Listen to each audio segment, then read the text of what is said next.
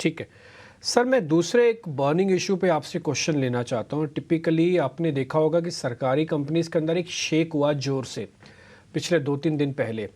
आपने देखा होगा शेयर 20-20% करेक्ट हो गए थे, तो एक मार्केट में चर्चा से उठने लगी कि क्या अब सरकारी कंपनीज को छोड़ देने का समय है?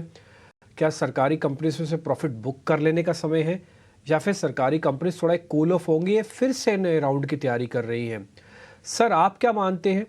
ये नए तेज़ी के लिए थोड़ा कूल ऑफ हो रही थी या फिर ये प्रॉब्लम थोड़ी है, वैल्यूएशन की प्रॉब्लम्स है, जस्टिफाई नहीं हो रही है वैल्यूएशंस, तो बाहर आ जाना चाहिए? हाँ जी।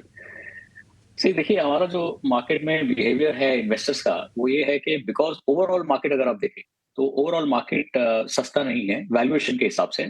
बहुत महँगा भी नहीं है, लेकिन सस्ता तो ज़रूरी कंपल्सरीली सस्ता नहीं है। तो जो जो इन्वेस्टर्स हैं, वो हर बार एक अपॉर्च्युनिटी ढूँढते हैं, नई अपॉर्च्युनिटी ढूँढते हैं, नया एवेन्यू ढूँढते हैं कि और कहाँ हम अपना निवेश करें और कौन-सा सेक्टर बाकी रह गया है, क्या सस्ता है मार्केट में। और आई थिंक जैसे कि वो वीडियो भी घूम रहे थे व्हाट्सएप पर कि हमारे प्रधानमंत्री जी ने कहा कि आप पब्लिक सेक्टर कंपनीज को देखिए। तो आई थिंक वो एक ट्रिगर था और सारे इन्वेस्टर पब्लिक सेक्टर कंपनीज में इन्वेस्ट करने लग गए। पब्लिक सेक्टर कंपनीज का जो इन्वेस्टमेंट स्ट्रैटेजी है, आई थिंक वो बहुत ही सिंपल रहना चाहिए। उसमें आप सिर्फ लॉन्ग टर्म के लिए इन्वेस्ट करिए। अगर हमारा ये मानना है कि इंडियन इकोनॉमी ग्रो करेगी और हमारा ये दूसरा मानना है, एक असम्पशन है कि गवर्नमेंट बिज़नेस में ज़्यादा इन्वॉल्वमेंट नहीं रखेगी और वहाँ से बाहर आएगी, तो जो पीएसयू सेक्टर है, वो इंडिया के लिए अपने इन्वेस्टमेंट पोर्टफोलियो के लिए बहुत अच्छा एक कंट्रीब्यूशन दे सकता है।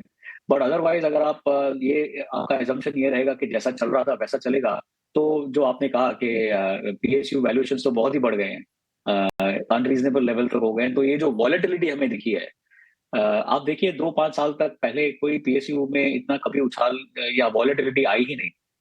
बट अभी आई है because there is lot of capital है, पैसा बहुत है लोगों के पास इन्वेस्ट करने के लिए। नई अपॉर्च्युनिटीज़ लोग ढूँढते रहते हैं और जो सस्ता सेक्टर मिलेगा, सस्ते स्टॉक्स मिलेंगे, पैसा तो वहाँ जाएगा।